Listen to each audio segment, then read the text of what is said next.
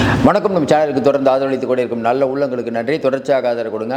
நான் மாட்டுனா மேலிடமும் உள்ளே போக வேண்டும், அமைச்சர் மிரட்டுகிறாரா? குறிப்பாக பார்த்தீங்கன்னா, இப்போ நம்ம பேசிகிட்டு இருக்க நேரம் டெல்லியில் காலையிலேயே வந்து இறங்கி விட்டார் அமைச்சருக்கு வேண்டியப்பட்ட ஒருவர். அவர் அங்கே இருக்கக்கூடிய முக்கியமானவர்களை சந்திக்க போகிறதா ஒரு தகவல் வந்துட்டுருக்குது. அப்போ ஒரு முடிவு நெருங்கி விட்டதா அப்படின்னு நினச்சா, இன்றைக்கி திமுகவுக்கு ஏறக்குறைய ஒரு முடிவு நெருங்கி விட்டது அப்படின்னு தான் சொல்லணும். ஏன்னா பிஜேபி இவங்களை சும்மா விடாது. தொடர்ந்து நம்ம பேசிகிட்டு இருக்கும்போது நிறைய பேர் கூட கேட்பாங்க, பிஜேபி சும்மா விடாதுன்னு தொடர்ச்சியாக சொல்லிக்கொண்டே இருக்கும். ஆனால் ஒன்றுமே நடக்கலையே அப்படின்னு சொல்லிட்டு. ஏற்கனவே உங்களுக்கு தெரியும், டாஸ்மாக் வழக்கில் இடி வந்து நடவடிக்கை எடுக்க முடியாத அளவுக்கு உச்சநீதிமன்றத்தில் வழக்கு இருக்குது. அதையும் சிபிஐ உள்ளே வர போகிறதா உங்களுக்கு ஒரு மனுவும் போட்டாங்க. அநேகமாக உள்ளே வருவதற்கான வாய்ப்பு இருக்குது. பொதுவாக பேசாமல் மற்ற மாநிலங்களில் பிஜேபி என்ன பண்ணுது அப்படின்னு தெரிஞ்சாவே பிஜேபி பற்றி நம்ம புரிஞ்சுக்கலாம். நீங்கள் சொல்லுங்கள், பிஜேபி வந்து திமுக அமைச்சர்களை சும்மா விட்டுருன்னு நீங்கள் நினைக்கிறீங்களா? இன்றைக்கி இருக்கக்கூடிய சூழ்நிலையில் கரெக்டாக அந்த எலெக்ஷனுக்கு ஒரு 3 மாதத்துக்கு முன்னாடி தான் அவங்க வேட்டையை ஆரம்பிப்பாங்க. கெஜ்ரிவாலுக்கு தான் நடந்தது, மணிஷ் சிசோடியாவுக்கு, எல்லாருக்கும் சொல்லிக்கிட்டே போகலாம். இப்போ அதே பேட்டர்ன் கொண்டு வர போகிறாங்க. அதையும் தாண்டி இன்றைக்கி நகராட்சி நிர்வாகத்துறையில் நேரவர்கள் மாட்டினா மேலிடம் எப்படி மாட்டும் அப்படிங்கிற ஒரு சந்தேகம் பல பேருக்கு இருக்கும். எங்கே மாட்டுறாங்கன்னா, இவங்க வந்து ஓப்பன் டெண்டர், அதேமாதிரி இ டெண்டர், இதில் வந்து பலவிதமான குளறுபடிகள் பண்ணியிருக்காங்க. இன்னும் குறிப்பாக சொல்லணுன்னா, இன்றைக்கி வந்து இன்கம் டேக்ஸ் டிபார்ட்மெண்ட் ரெய்டு நடத்தி அந்த வங்கி கணக்குகளை எடுத்து அதில் பாருங்கள், வந்து 10 ரூபாவை வச்சு இவங்க பெரிய ஹவாலா மோசடி பண்ணியிருக்காங்க, ஒரு வேலைக்கு இவ்வளோ பணம் அப்படின்னு வாங்கியிருக்காங்க அப்படின்னு ஒரு விஷயத்தை சொன்னது உங்களுக்கு தெரியும். அதில் பார்க்கும்போது பெரிய அளவுக்கான பணம், அதாவது அமைச்சர் தரப்பில் மேலிடத்துக்கே தெரியாமல் பல கோடி ரூபாய் கப்பம் காட்டாமல் இருந்திருக்காங்க. இது இப்போ இன்றைக்கி விஷயத்துக்கு வந்துருச்சு. மேலிடம் கடும் அதிர்ச்சி. ஆனால் கேட்க முடியுமானா கேட்கவே முடியாது. ஏன் கேட்க முடியாது அப்படின்னா, நாளைக்கு வந்து அமைச்சர் வீட்டுக்கு ரெய்டு வரும்போது அவருக்கு ஏதாவது பிரச்சனை வரும்போது இவர்களும் மாட்டுவார்கள். சரி, அமைச்சர் தான் போட்டு கொடுப்பாருன்னா அமைச்சரே போட்டு கொடுக்க வேணாம். அமைச்சர் மட்டுமா, பல பேர் மாட்ட போகிறாங்க. அதில் யாராவது ஒருத்தர் சொல்லிடுவார், ஆமாங்க பார்ட்டி ஃபண்டுக்கு கொடுத்தோம். அப்போ பலவிதமான சந்தேகங்கள் வந்து கொண்டு இருக்கும்போது என்ன நடந்து கொண்டு இருக்கிறது? இப்போ பார்த்துட்ருக்க உங்களுக்கு நிறைய பேருக்கு என்னங்க, திமுக வந்து எல்லா விஷயத்துலையும் ஊழல்னு வெளிவருது, ஆனால் இவங்களை ஒன்றுமே பண்ண முடியலையே. தம்பிகள் மாட்டுவாங்கன்னெலாம் சொன்னீங்க, ஒன்றும் நடக்கலை. அதுக்கப்புறம் பார்த்தீங்கன்னா, நேரவர்கள் எஃப்ஐஆரே போட முடியாதுன்னு சொல்கிறாங்க. அப்படியே ஒன்றிய அரசு அமைதியாக இருக்குது. இன்னொரு பக்கம் பார்த்தீங்கன்னா, செந்தில் பாலாஜி அவருடைய வழக்கு என்னாச்சுன்னே தெரில. அவங்க தம்பி மேலே வந்து ஈடிலாம் வழக்கெல்லாம் போட்டுச்சு. அவரும் நிம்மதியாக வழியில் இருக்கார். பொன்முடி நிம்மதியாக இருக்கார். துரைமுருகன், கதிரானந்த் அவங்களும் நிம்மதியாக இருக்காங்க.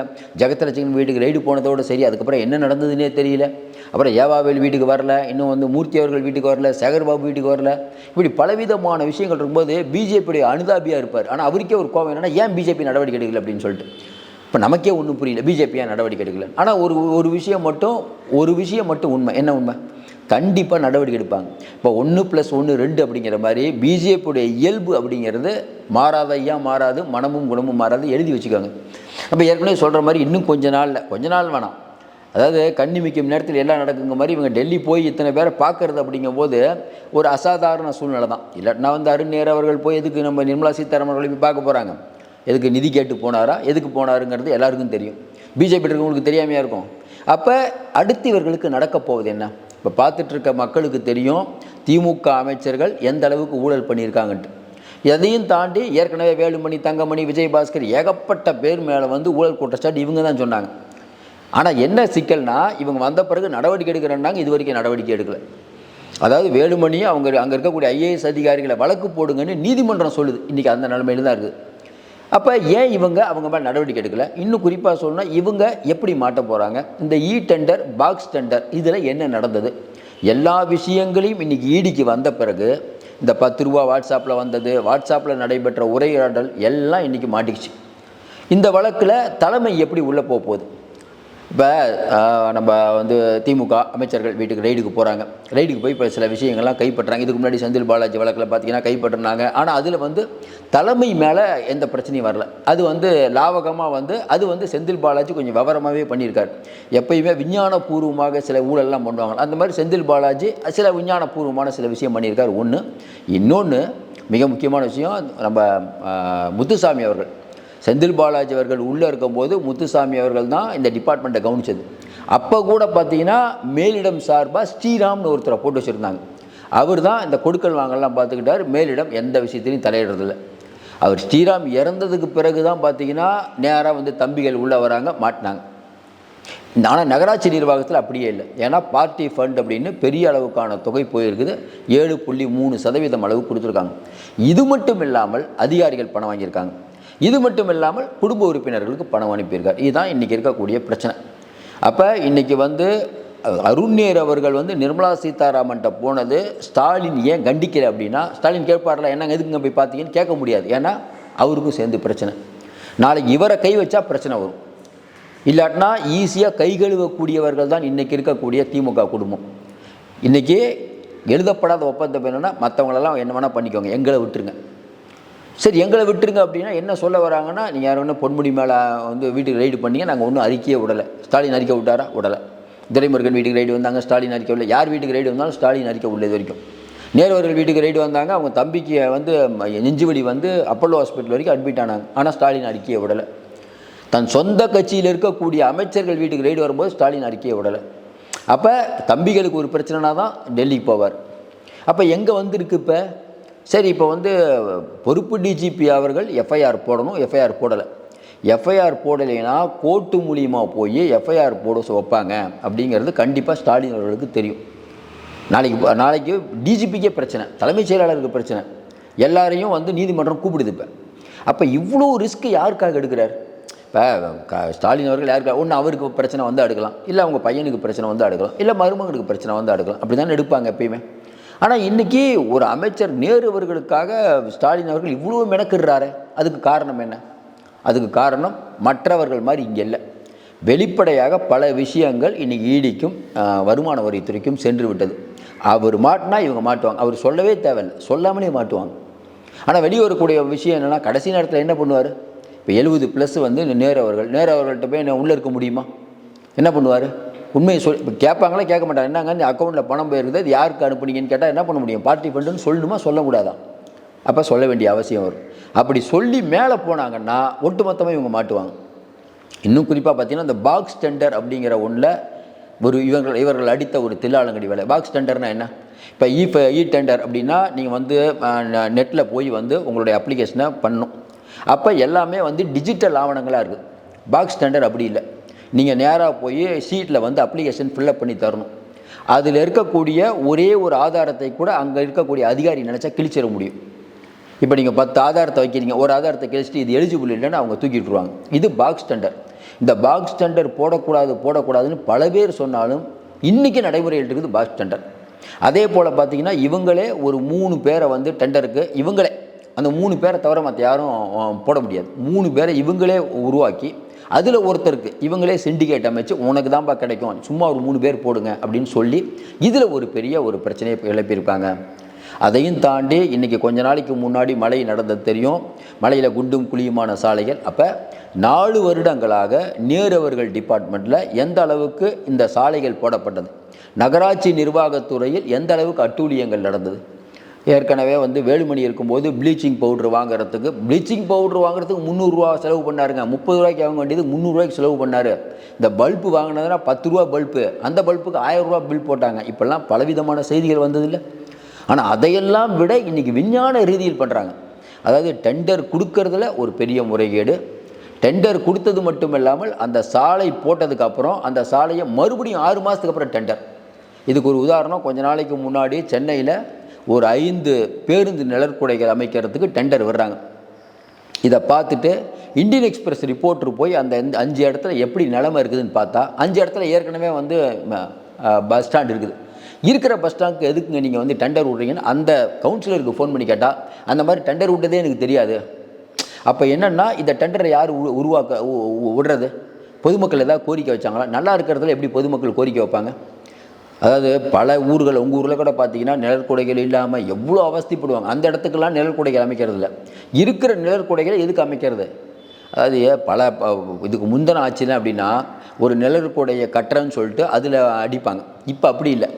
ஏற்கனவே இருக்க நிழற்குடையை கட்டுறோன்னு சொன்னால் கட்டவே வேணாமே, ஃபுல் பணம் கிடைக்குமே. இப்போ டிரான்ஸ்ஃபார்மர் இருக்குது. டிரான்ஸ்ஃபார்மர் டெண்டர் விடணும் டிரான்ஸ்ஃபார்மர் மாற்றுறதுக்கு. சில நேரத்தில் அசாதாரண சூழ்நிலை வரும்போது டிரான்ஸ்ஃபார்மர் வெடிச்சிருச்சு அப்படின்னா அப்போ போய் நீங்கள் டெண்டர் விட்டுட்டு இருக்க முடியாது. மக்களின் நலன் தான் முக்கியம். அப்போ அந்த நேரத்தில் என்ன பண்ணுவாங்கன்னா, டக்குன்னு ஒரு இடத்துல வாங்கி ஃபிட் பண்ணுவாங்க.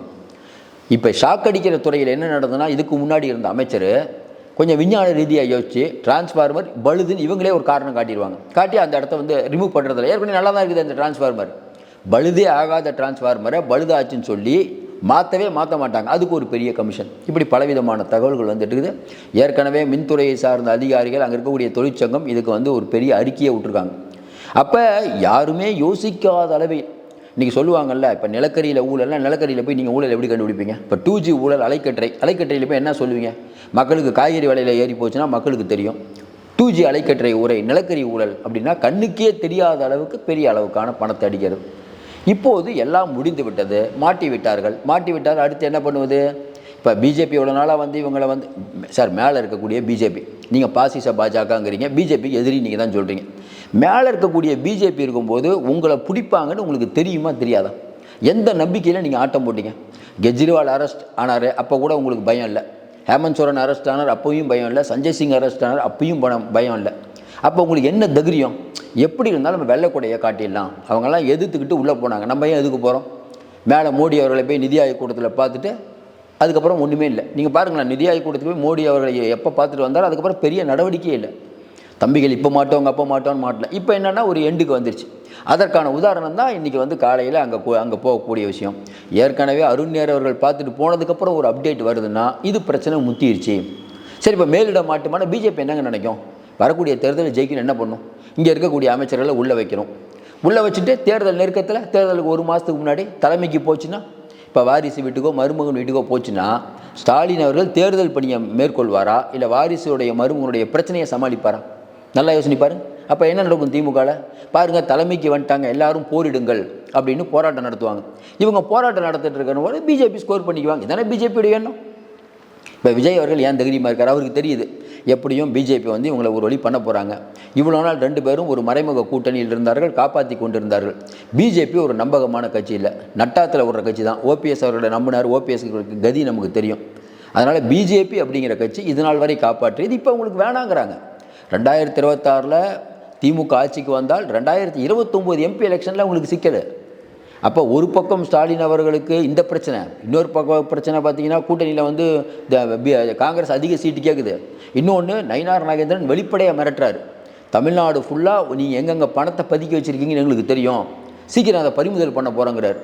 அதாவது அந்த பணம் உண்மையிலேயே எங்கே இருக்குது அப்படிங்கிறது திமுகவுக்கு தான் தெரியும், இவங்களுக்கு தெரியாது. இவங்களுக்கு தெரியாட்டினா இருந்தால் கூட சும்மா சொல்லி விட்டோன்னு வச்சுக்கோங்களேன், உண்மையிலே தெரியுமா தெரியாதா? இந்த குழப்பத்திலே இருக்கணும்ல, அந்த பணத்தை மாற்றணும். அப்போ உங்களை ஒரு பெரிய பதட்டத்தில் வச்சுருக்காங்க. அமைச்சர்களுக்கும் பதட்டம், நிர்வாகிகளுக்கும் பதட்டம், மேலிடத்துக்கும் பதட்டம். பதறாத காரியம் சிதறாதும்பாங்களே, இவங்க பதட்டத்தில் இருந்தால் காரியம் எப்படி சிதறும்? அதனால் வரக்கூடிய நாட்களில் ஒரு பெரிய கச்சேரி இருக்கிறதுன்னு நினைக்கலாம்.